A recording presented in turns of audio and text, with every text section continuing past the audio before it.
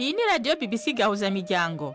Ivugira i Londres kuri metero 19, 25, 31 na 41 ku mirongo ya FM mu karere k'ibiyaga binini no kuri internet kuri bbcgahuza.com.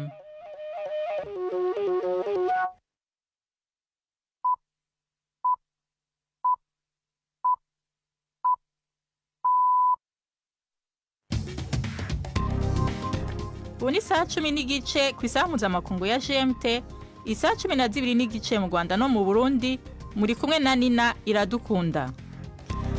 Ndabahaye mwiriwe n'ikaze bakunze ba BBC Gahuza Miryango. Izi ni ingingo z'amakuru yo kuri uyu munsi wa mbere itariki 14 z'ukwa kane mu 2025. Abashingwamanza b'ubunani bw'abanyamurenge, abahema n'abatutsi bo mu karere ka Kivu y'uburaroko muri Republika ya Demokarasi ya Kongo baheruka gutaga ikirego muri sentare y'ubutungane y'ibihugu byo mu muryango w'ubuseruko bwa Afrika i Nairobi barega leta ya Kongo. Bayirega iki? Hari indege za leta ya Kongo zoherejwe mu minembwe zirimbura amashuri, zirasa abantu, imihana zirarimbura. Turega rero leta ya Kongo mu rukiko rwa EAC mu kutubahiriza uburenganzira bw'ikiremwa muntu bw'abaturage bayo ifitiye inshingano zo kubarinda. Ikinyamakuru Yagaco ku rubuga ngurukana bumenyi cyasuye gukora ukuri kwamye nyuma y'umunsi 19 cyari cyahagaritswe by'agateganyo ku mvu z'amatohoza. Itoza ryakozwe na BBC ryasanze uburyo bwo gutanga impushya zo kwinjira mu gihugu zizwi nka visa mu Bwongereza bwarinjiriwe n'abasuma bibishuruyeri biba abimukira ibihumbi by'amapaundi mu kubemerera akazi ko mu Bwongereza akenshi katabaho. Bafitiye n'ikiganiro c'inkino, aya makuru ahagarariwe na Mark niyo nkuru.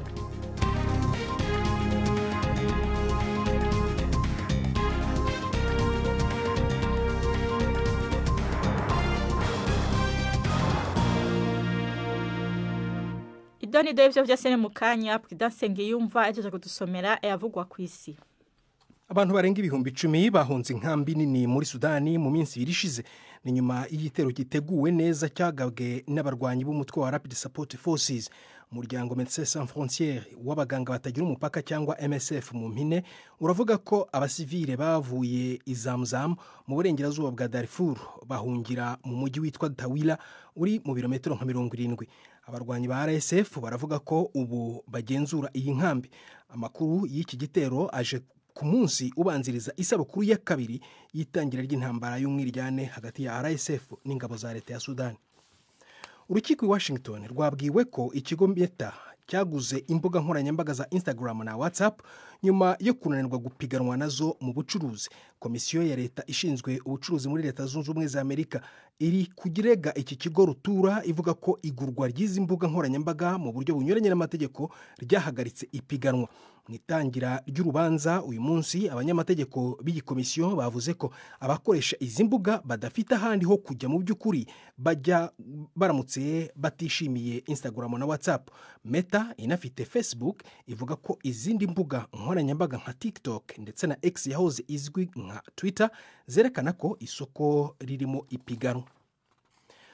Umukuru w'urwego rushinzwe politike mpuzamahanga mu muryango w'ubumwe bw'ibihugu by'Uburayi yasabye ko ibihugu bishyigikiye Ukraine byashyira igitutu gikomeye ku Burusiya kugira ngo burangize intambara. Kaja Kallas yabivuze imbere y'inama y'abaminisitiri b'Uburayi b'ububanyi n'amahanga muri EU umunsi umwe nyuma y'ibitero by'Uburusiya mu mujyi wa Sumi mu majyaruguru burengerazuba bwa Ukraine byiciwemo abantu 34. Inkuru ya Dani Abahad muri yumva mu ijwi rya Jean-Claude Mwambutse. Abanyapolitiki b'Uburayi ntibaciye ku ruhande mu kwamagana ubwicanyi mu kivunge ku basivile b'abanya-Ukraine mu gitero cy'Uburusiya cyagabwe mu gace ka Sumi. Minisitiri w'ububanyi n'amahanga wa Polonye Radek Sikorski yavuze ko iki gitero ari igisubizo cy'ubwishongozi bw'Uburusiya ku muhate wa Perezida Trump wo gushakisha uko habaho agahenge. Trump yavuze amagambo make cyane nk'igisubizo kuri iki gitero cya Sumi. Nubwo yavuze ko giteye ubwoba ntiyigeze yamagana Uburusiya, yavuze gusa ko yabwiwe nk'uko abivuga ko Abarusiya bakoze amakosa, gusa ntiyigera avuga wabimubwiye. umubare w'abaturage b'abayapani kavukire waguye ku rugero rutigeze rubaho mu mwaka ushize, ibintu byerekana igabanuka ry'imbyaro ndetse n'umuryango uri gusaza cyane. Ukuyemo abanyamahanga babayo, abaturage bagabanutseho 900,000 muri 2024 mu gihe cy'umwaka wabanje. Ubu bari kuri miliyoni 120. Niryo gabanuka rinini kuva ibika ry'amakuru nk'aya ryatangira mu mwaka w'1950. Ushyizemo rero n'abanyamahanga ni ku nshuro ya 14 mu myaka 14 yikurikiranyije habaye iri gabanuka. Benshi mu rubyiruko rw'abayapani bari gukerereza gushaka ndetse no kubyara, kandi rero guverinoma y'Ubuyapani igenzura ku buryo bukomeye umubare w'abakozi babimukira. Abantu bagera kuri 40 biciwe mu gitero cyagabwe n'abarashi muri leta ya Plateau muri Nigeria. Abaturage mu mujyi wa Zike baravuga ko abateye bigabye mu masaha yo mu museso kuri uyu wa mbere bagatangira kurasa batarobanura. Inkuru ya Chris Woko uri Abuja murayigezwaho na Premier Ndikumagenge. Abagore n'abana bivuga yuko ari bo benshi mu biciwe muri ico gitero. Abategetsi muri iyo ntara babwiye BBC ko bafite ubwoba yuko igitigiri c'abapfuye gishobora gusumba ngaho. Mu kindi gitero gisa n'ico kundwi heze, abantu bitwaje inkoho barateye muri iyo ntara nyene bica abantu barenga 50, abandi benshi gusumba ngaho barakomereka. Intara ya Plateau yarabaye icibare c'intureka kandi maze imyaka myinshi yiziziwe n'indyane z'amoko n'amadini. Haheze kandi imyaka myinshi ha mu ruhagarara hagati y'abarimyi n'aborozi bapfa ubutaka. Aya n'amakuru ya BBC.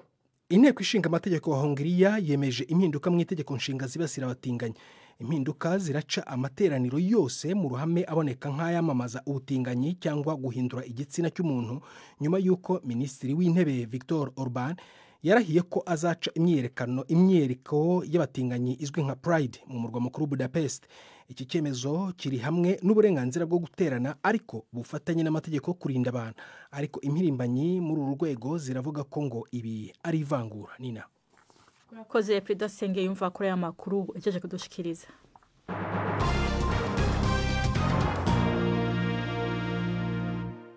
Amakuru yacu tuyahere mu karere k'ibiyaga binini.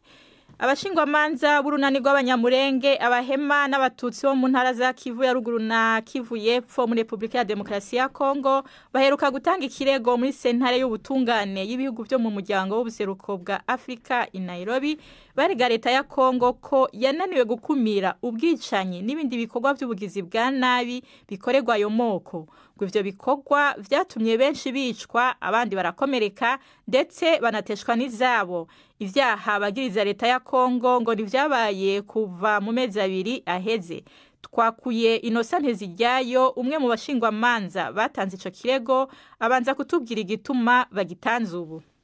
Kuva mu 2021 twatanze ibirego muri Kongo, muri Kinshasa, za Goma, Bukavu, za Ituri, yewe tumenyesha n'inkiko mpuzamahanga za Lahe, turegera leta ya Kongo abagizi ba nabi imitwe yitwaje ibigabanisho yafatanyaga n'ingabo za leta ndetse no mu banyapolitike ba Kongo mu kwica abanyamurenge, abahema ndetse n'abatutsi bo muri Nord Kivu.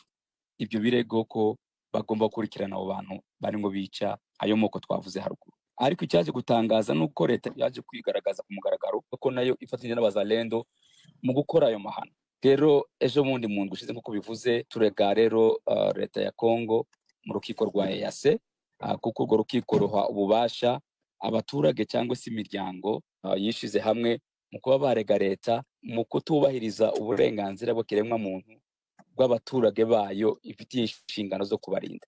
Rero niyo mpamvu twayireze ejo bundi.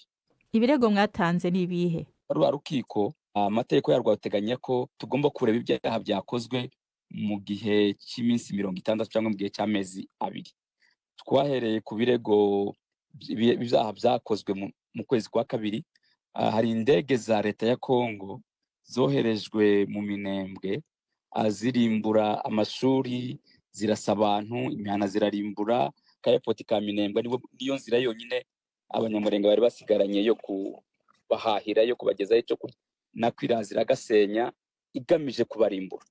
Rero ivyo nibyo ngo twemwe twareze, ndetse n'ibindi mifatanye ya leta na za Maimai bafatanyije mu gutera imihana y'abanyamurenge yose y'abanyamurenge. Bamwe mu bibogobogo batera za Mikenke, mu makambi, Terefije, batera mu minembwe leta ifanyije n'abamayimayi. Ibyo rero nibyo twareze ku ruhande rw'abanyamurenge. Ku ruhande rw'abahema mwabonye bamwe mu badepite babo ba Kongo bandika batabaza ko bandikira abayobozi ba Kongo kugira ngo babafashe babarindire umutekano, kuko Codeco ifatanyije na leta bafatanyije kwica abaturage, abana, impinja ku matariki nayo twavuze muri uko kwezi kwa kabiri twahereyeho. Hazaho ibyaha by'amagambo ahembera urwango cyangwa hate speech byakorwaga n'abayobozi bamwe ba leta barimo babitakwira n'abandi batandukanye ba guverineri ba Sud Kivu bahamagarira abantu kwica ayo moko. Rero kuko leta ari mu nshingano zayo zo kurindira abo bantu umutekano ikabitabikora, tukaba twarayireze rero muri urwo rukiko kuko rufitiye ububasha kandi leta ya Kongo nayo ari member wayo.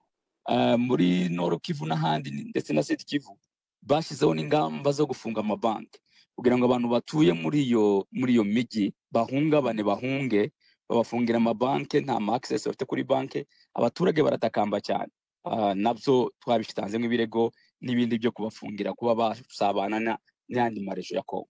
Hari amakuru adushikira avuga ko ivyo muri ko murakora mu bisunikirwamwo na leta y'u Rwanda. Hari ico mu bitubwirako? Izo ni imvugo za leta ya Kongo zimaze iminsi zivuga, ngira ngo abicwa ntago bicirwa mu Rwanda, bicirwa muri Kongo.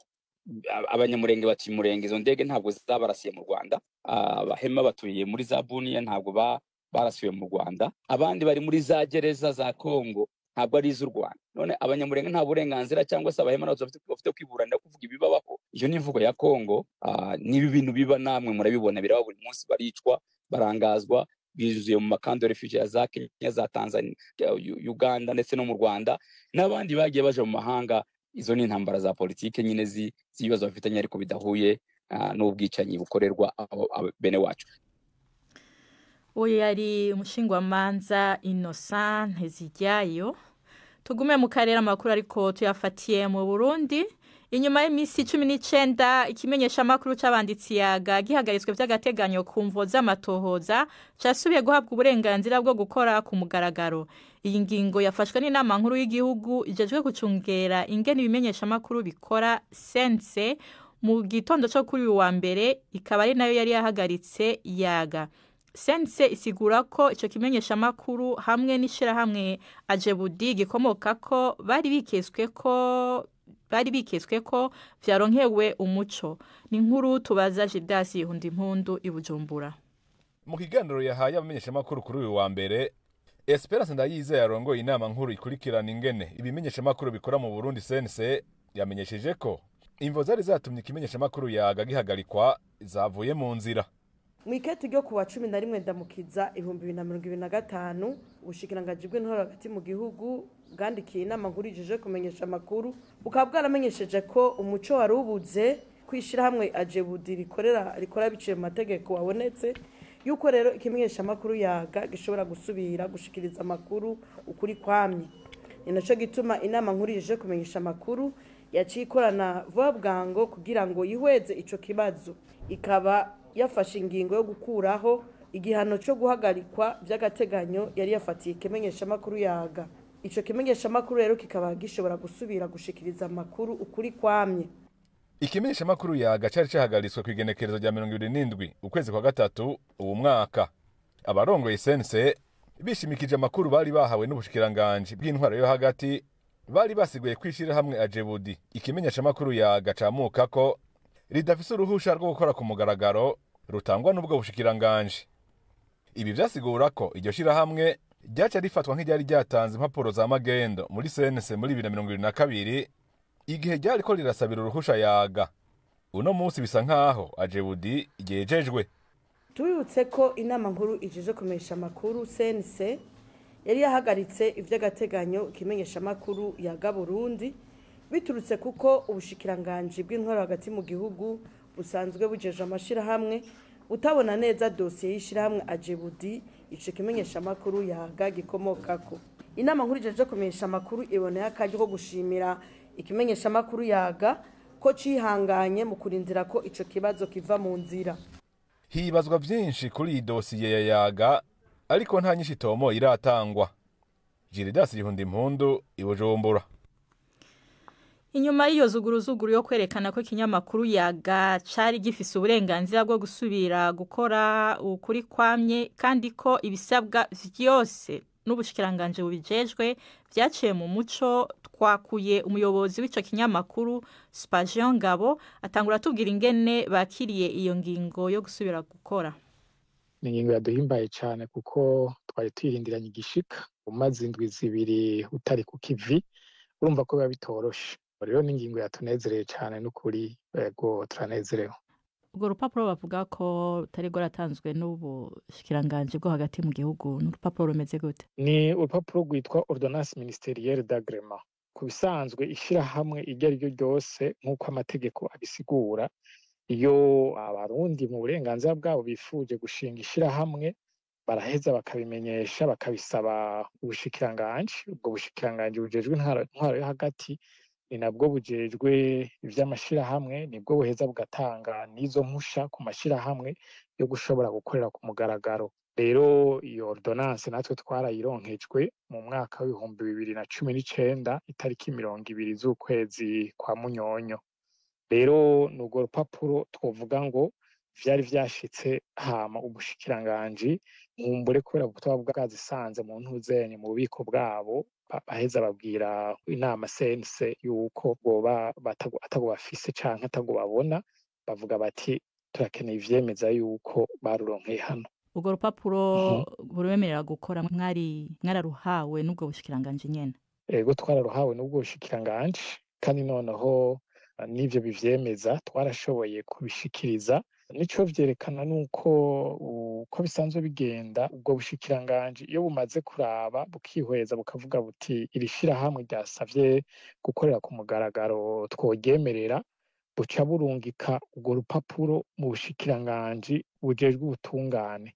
Ubwo bushikiranganje bujejwe ubutungane nibwo buheza bugatanga inomero, vuga ngo ico cemezo gifise inimero kanaka, hanyuma bugaca buheza bukabika ikopi, bugatanga n'ikopi muri ubwo bushikiranganje zibiri, imwe igenda kwa bene gusaba urwo ruhusha, n'imwe isigara mu bushikiranganje nabwo nyene ubushikiranganje bw'ubutungane bwatanze iyo nomero bugasigarana ikopi zibiri buheza bukabika. Rero ayo makopi yose yarashoboye gutorwa, ari navyo vyokwemeza yuko hamwe n'ibindi bitandukanye, izindi mpapuro zitandukanye zivyerekana yuko urwo rupapuro vy'ukuri ari uruhwanye n'amategeko nk'uko vyasabwa. Hari amakenga none mufise ko bashobora gusubira kubabuza gukora?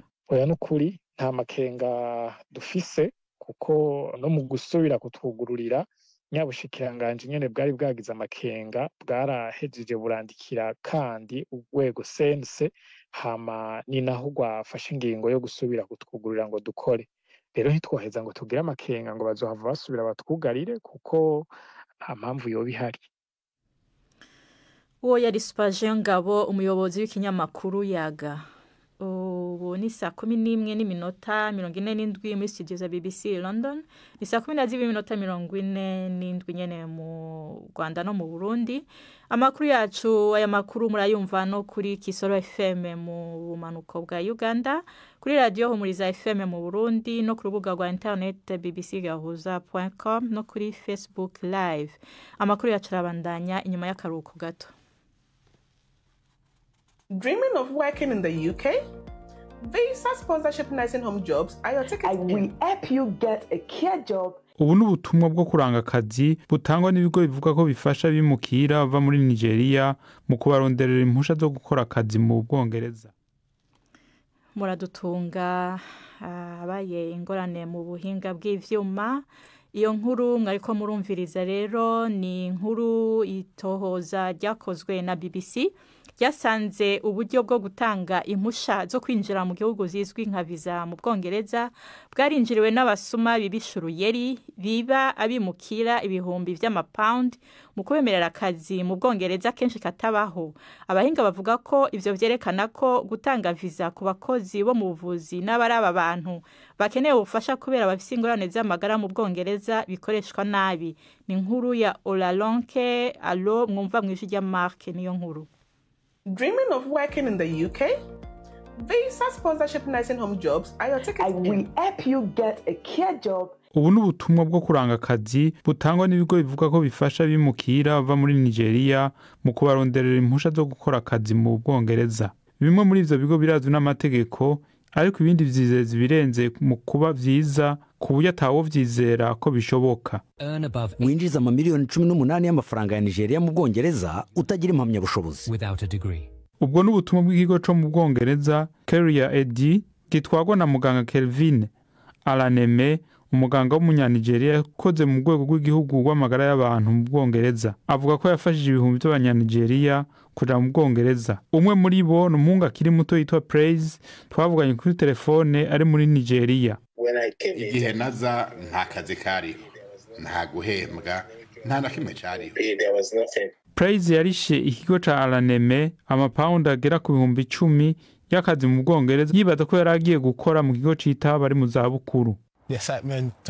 Uguhurumbira akazi guhinduka ukuri yuva n'iyuje, kuko uhageze umukoresha ntawubona ngo aguhe amakuru y'iyo uja gukora. Mu vyo Praise yarishe harimo urupapuro rw'umukoresha yemeye kumuha akazi. Abimukira barakenera urwo rupapuro kugira bahabwe uruhusha rwo kwinjira mu Bwongereza bita visa, kuko ruba rwerekana ko hari akazi kazwi kabarindiriye. Ntibari bakwiye kuri ico gipapuro kuko kurihira akazi bitemewe n'amategeko mu Bwongereza. Praise yarahenzwe igihe yashika mu Bwongereza yasanze atakazi kiwe kahari. Amahera yaramperanye. Yaragize amahirwe aronka ikindi kigo kimuha urupapuro rwo kwinjira mu Bwongereza. Umugabo yamuhenze Dr.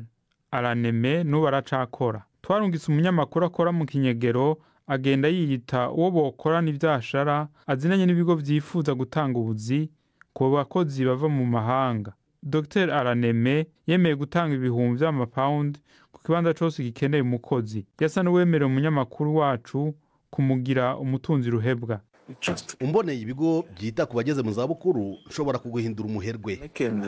Yavuze ko ivyo bibanza vy'ubuzi yari guca bigurisha ku bantu babukeneye muri Nigeria. Arazi ko ivyo ariko aravuga biteye kubiri n'amategeko. Abantu rero barazi ko badategerezwa kuriha, ariko barariha kuko batahura.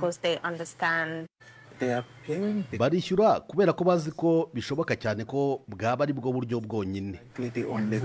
Nasuzumiye amasanamu ndi kumwe na Carla Thomas yahoze akora mu bushikiranganje bw'intwaro hagati mu Bwongereza. Ubu akaba ari umujenama yigenga mu gisata c'abinjira n'abasohoka.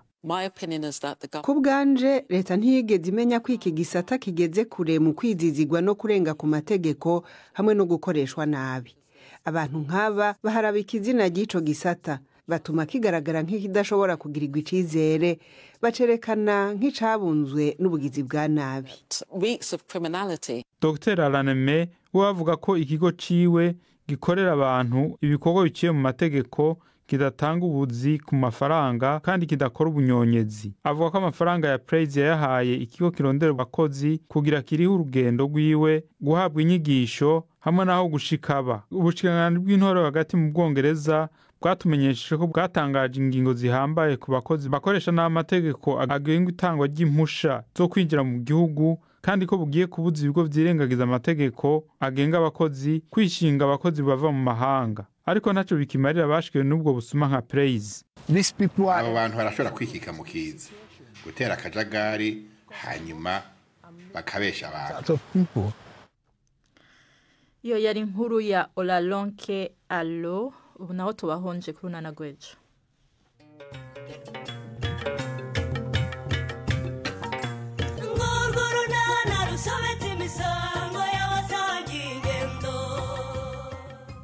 Mu kiganiro Nana cyo kuri wa kabiri twabateguriye ibyo se kare byo nkubwiye mu ncamake kugira ngo nibyo gusa.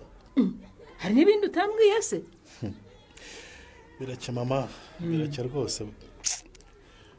Ubu se wageze ngo mperuka ikirengiti cyanjye nk'umugabo.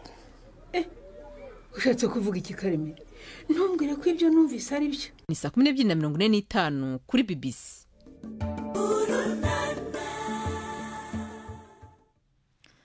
Ubu naho n'umwanya w'ikiganiro c'inkino dushikirizwa na Yves Bucyana. Imikino kuri BBC yahuze miryango. mwireho neza mwese abateze amatwi BBC ay'imikino uyu munsi nyahereye mu Burundi. Shampiyona yaho y'umupira w'amaguru yarakomeje mu mpera z'icyumweru. Ikipe ya Aigle Noir ikataje mu gushaka igikombe cy'uyu mwaka irasa n'isigaye yidegembya ku mwanya wa mbere nyuma yo gutsinda Deira ibitego 2-0 ejo ku cyumweru. Ubifite amanota 61 mu gihe ikipe zagiye zikubana kuri uwo mwanya. Bumamuru isa nk'iyamanitse amaboko nyuma yo gukubitwa na Interstar ibitego 3-2. Bumamuru irarushwa na Aigle Noir amanota 7. Kuwa gatandatu hinjiye ibitego byinshi mu buryo budasanzwe. Royal Vision yanyagiye Kayanza United ibitego 9-2, ni mu gihe Flambeau du Centre yo yapfunyikiye Ngozi City ibitego 8-0. Ndetse no kuwa gatanu hari habonetse ibitego bitari bike muri imwe mu mikino, kuko Rukinzo yatsinze Amasipiri ibitego 5-0, naho Vitalo itsinda Moso Sugar ibitego 4-0. Muri Afrika mu mukino wa basketball mu gihugu cya Maroc haraye harangiye irushanwa ry'amajonjora ya BAL ku makipe yo mu itsinda rizwi nka Kalahari. Imikino yarayikinwe, ikipe ya Al Ittihad Alexandria yo mu gihugu cya Misiri yatsinze Fath Rabat yo muri Maroc ku manota 98-78, naho Rivers Hoopers yo mu gihugu cya Nigeria itsinda Stade Malien yo muri Mali ku manota 79-59. Al Ittihad Alexandria irangiza ku mwanya wa mbere n'amanota 12, ikurikiwe na Rivers Hoopers ifite amanota 10. Izi zombi nizo zahise zibona itike yo kuzakina imikino ya nyuma ya BAL izabera mu gihugu cya Afrika y'Epfo mu kwezi kwa gatanu.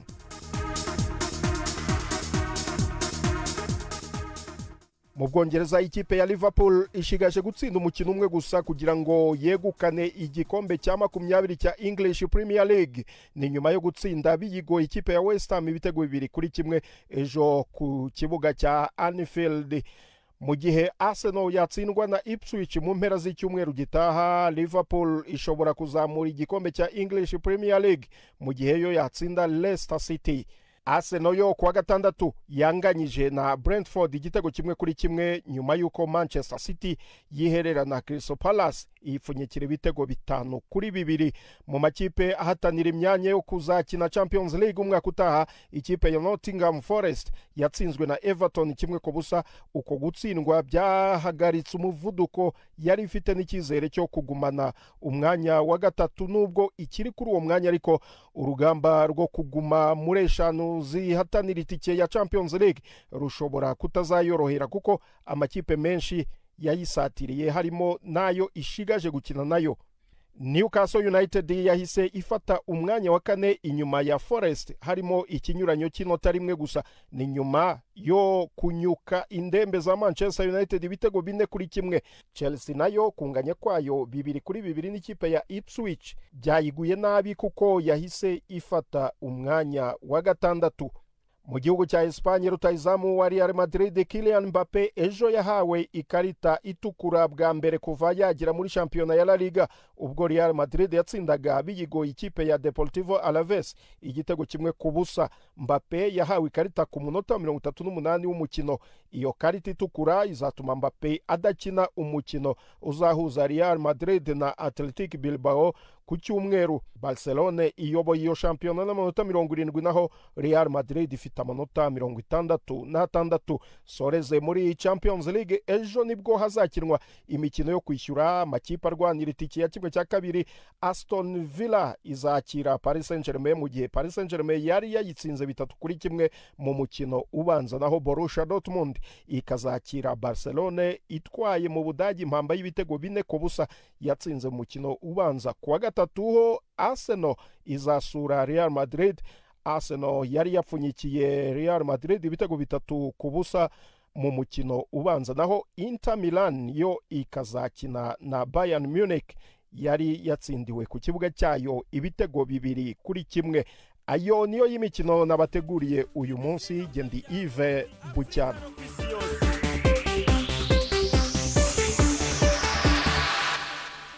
urakoze Iveucyana imbere yo kubasezera ndabibutse ko abashingwamanza b'urunani rw'abanyamurenge abahema n'abatutsi bo mu ntara za Kivu zompi muri Repubulika ya Demokarasi ya Kongo baheruka gutanga ikirego muri sentare y'ubutungane y'ibihugu byo mu muryango w'ubuseruko bwa Afrika i Nairobi barega leta ya Kongo.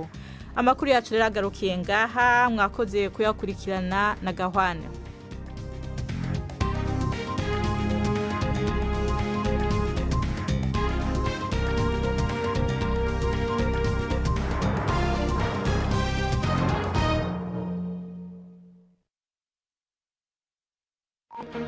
Thank you.